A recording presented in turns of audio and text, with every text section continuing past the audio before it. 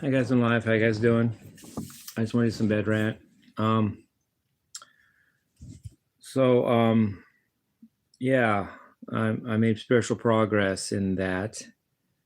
Um, if Jesus is Lord, and that means if the Bible's true, then I'm okay with that because then I don't have to do anything. The pressure's off of me, and I can live with that. And of course, if Jesus isn't Lord and it's karma, and we all have to be Lord ourselves, I can do with that too because I've been dealing with that. That's what I've been doing since I left home, 17 years old, really. When I left home, I also never went to church again until way after the fact.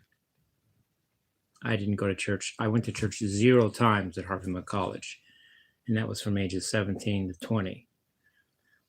I was my own Lord. I was Lord, or at least trying to be, and only as much Lord as I am is how much Lord there was. And I can do that. But what I couldn't do or didn't like or couldn't accept is if Jesus is Lord, now what do I do? But now I come to the point where I can accept that. It takes the pressure off my shoulders. If I don't have to do anything, there's no pressure on me. That's cool too.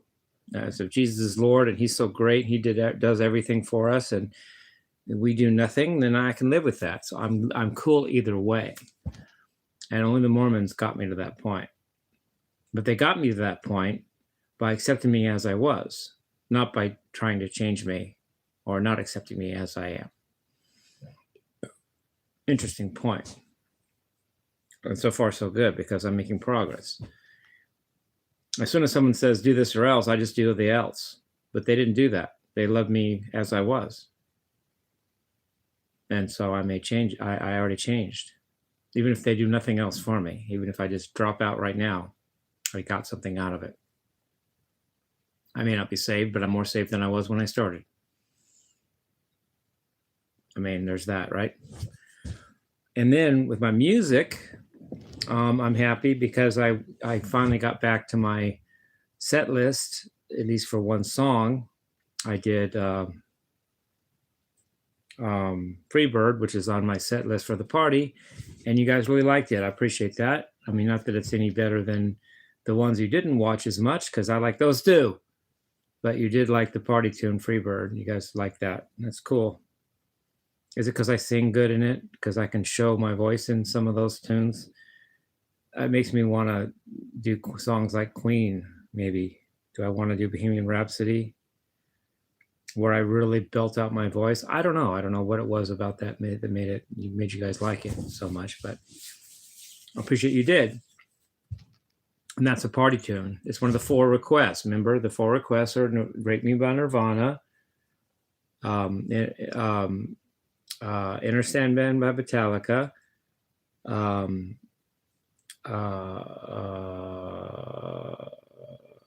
Back in Black by AC/DC, and Freebird by Leonard Skinner. And then the other 2 that starting songs that were requests are Star Spangled Banner and Eruption.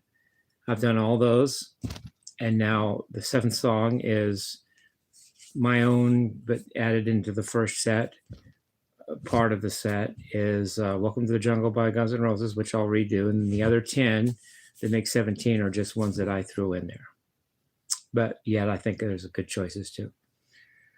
So there's cool. That's cool. And note I was protected when I fell out of my bed. My face didn't scar.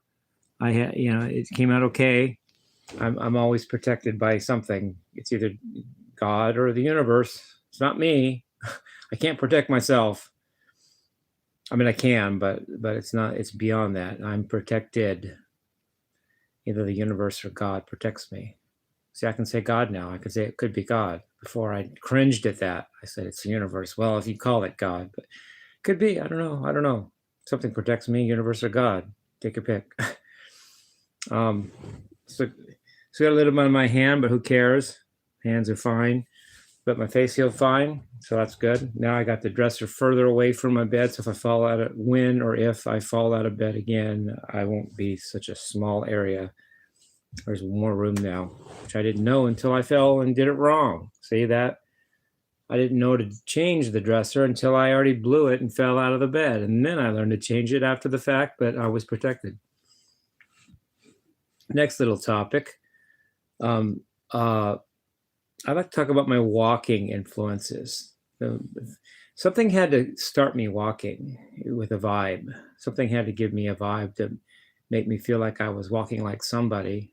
When I just started, I didn't have my own style yet.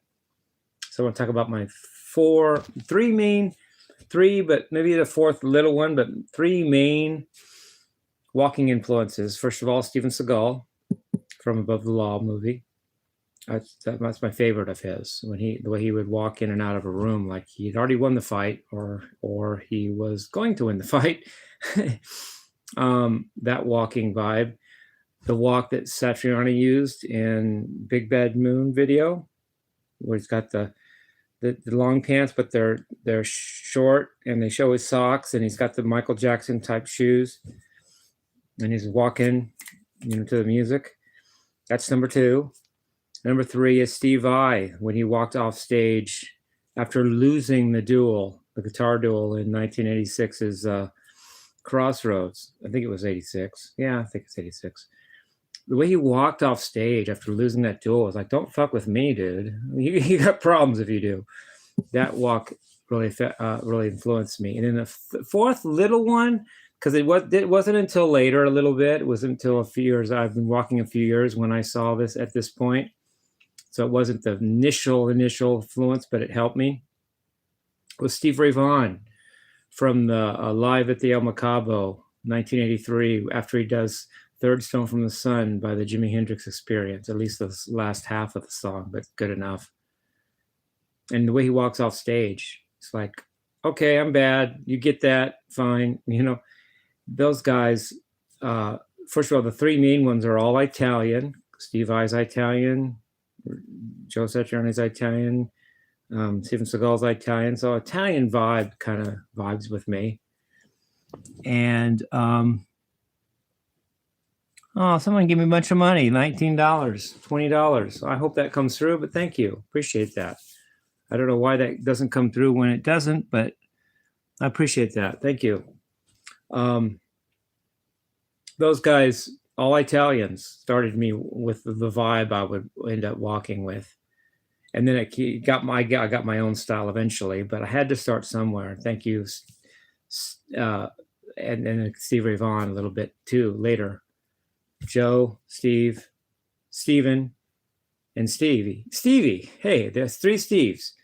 There's Steven Seagal, Steve Vai, Stevie Ray Vaughan, and then Joe Satriani. And the way and then there's three Italians, but they're different groups than the three Stevies. There's three Stevies and three Italians.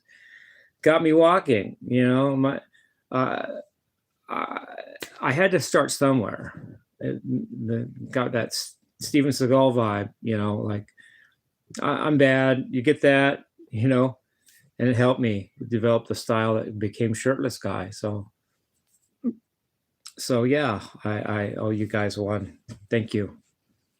And if it ever came my turn to recompense you for that, how you helped me, and that would be my turn.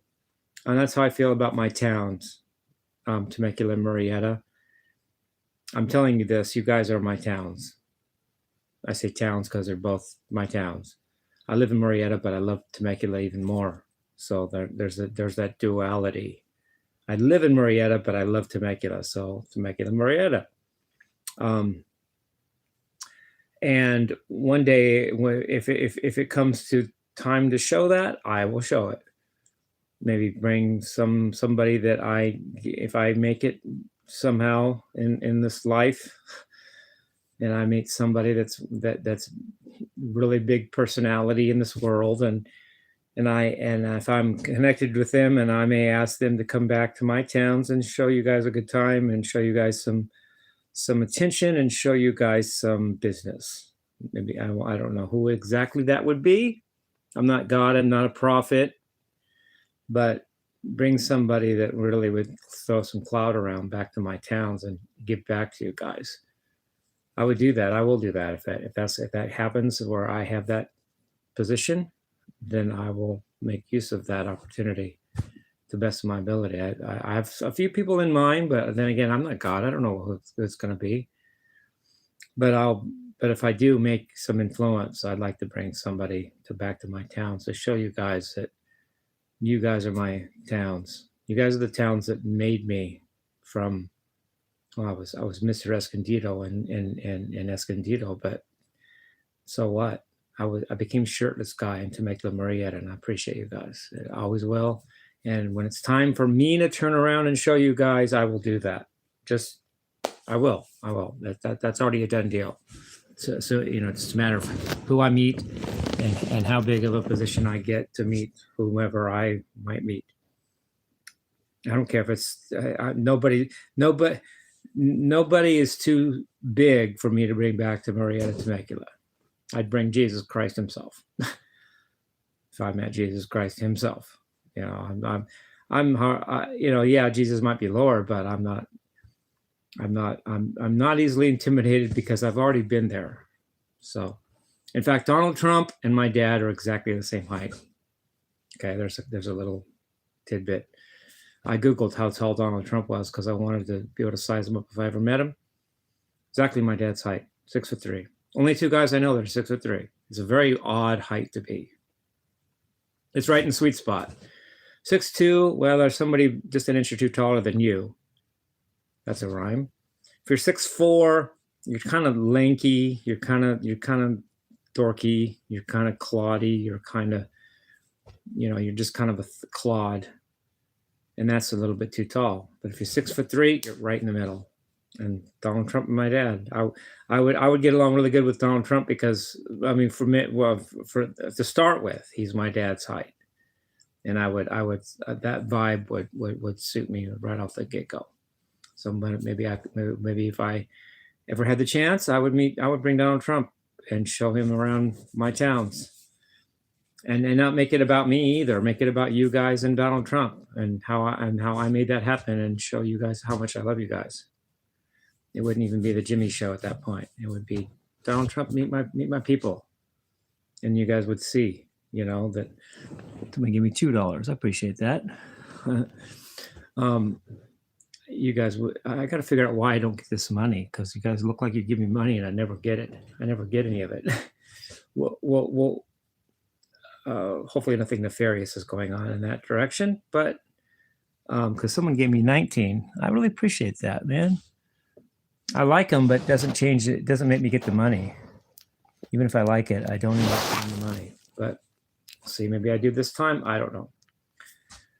So, just wrapping up some things. This has been loose ends kind of live. No real deep topic, but many different topics that together make kind of a deep live. Maybe, and now that I mention it, maybe my voice is what I need to. Because I'm watching Queen right now. It's on mute right now because I'm live, and you guys got it. I need to have it quiet so you can hear me.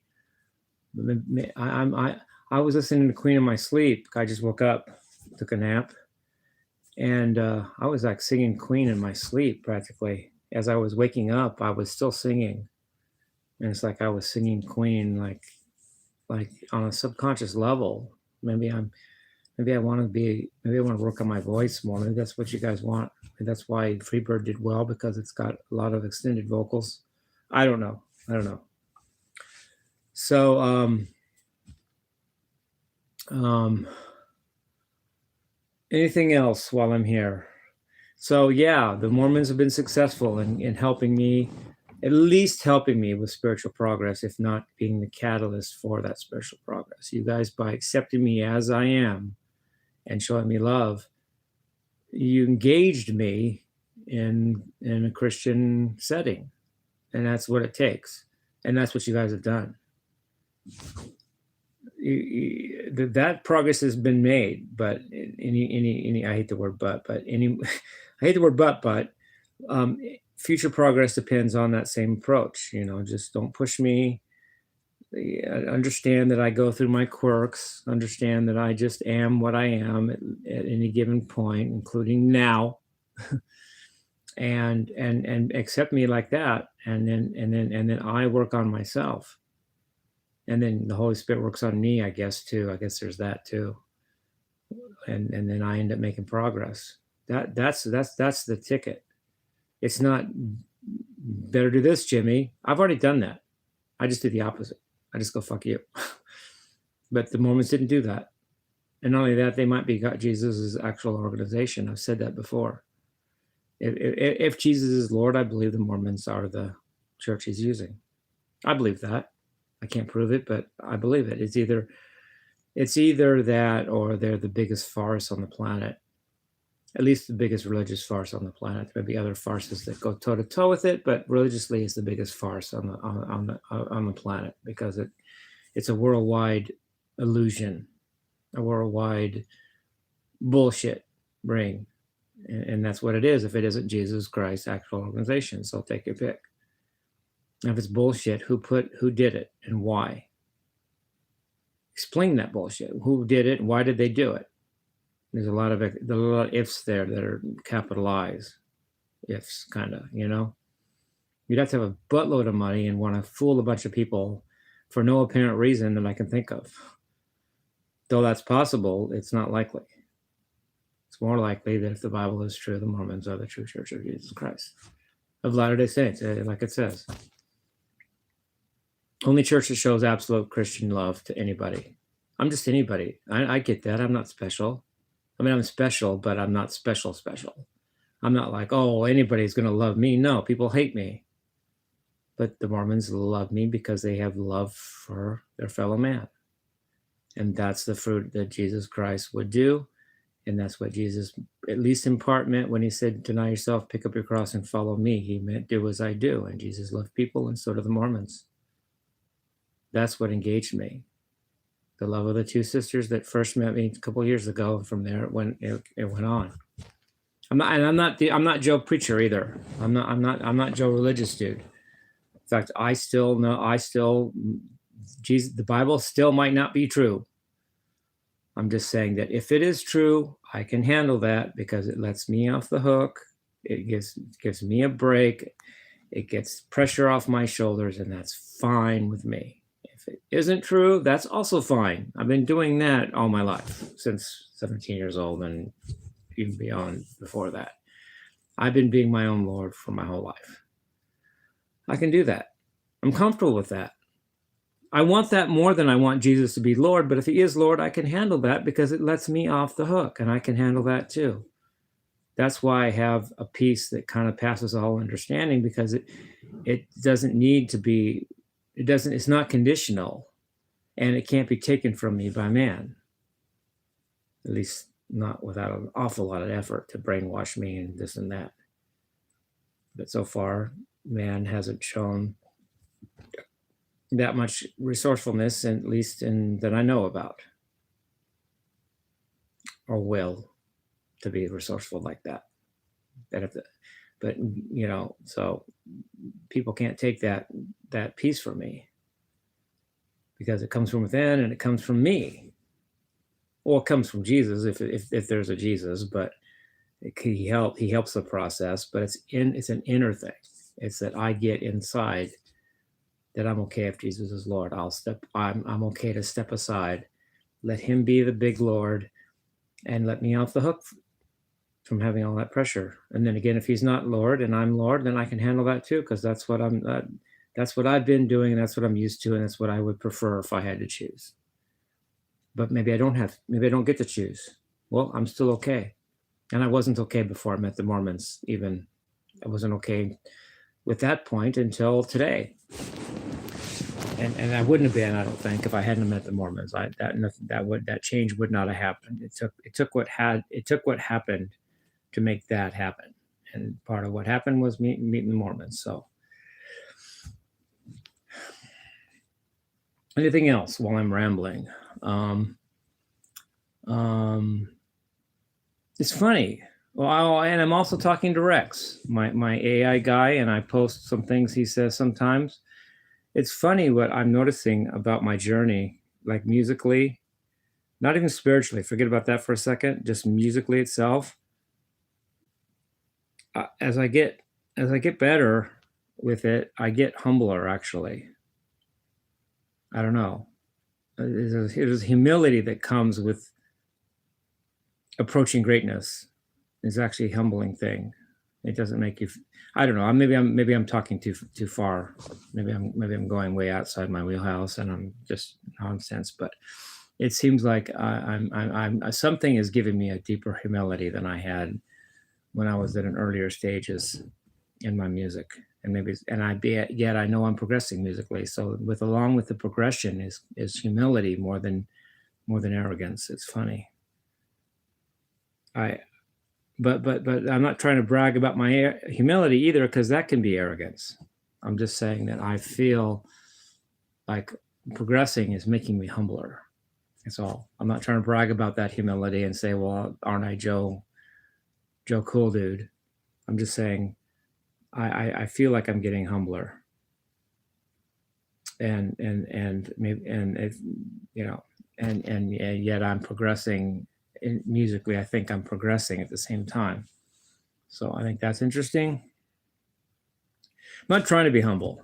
That doesn't work, I don't think. Trying to be humble so you can brag about being humble is still arrogance. But genuine humility is when you just realize, I don't know, you realize that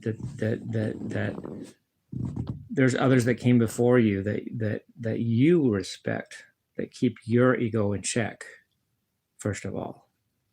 And then there's the realization that there's so much that you don't know and can't do yet, or maybe ever, that keeps you humble too.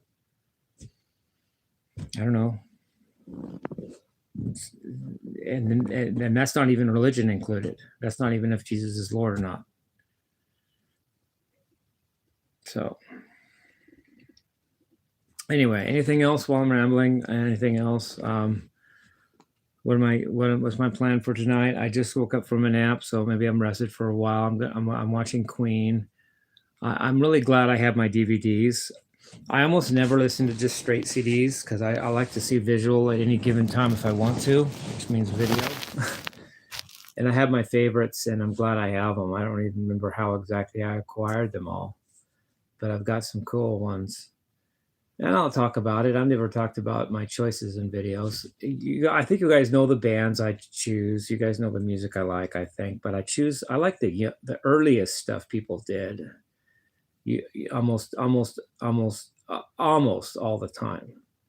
Not all the time. With Eric Johnson, I like his 2006 one more than I like his 1988 one, where he was younger, but he was too stuffy, too uptight, too perfectionistic. 1984, same thing.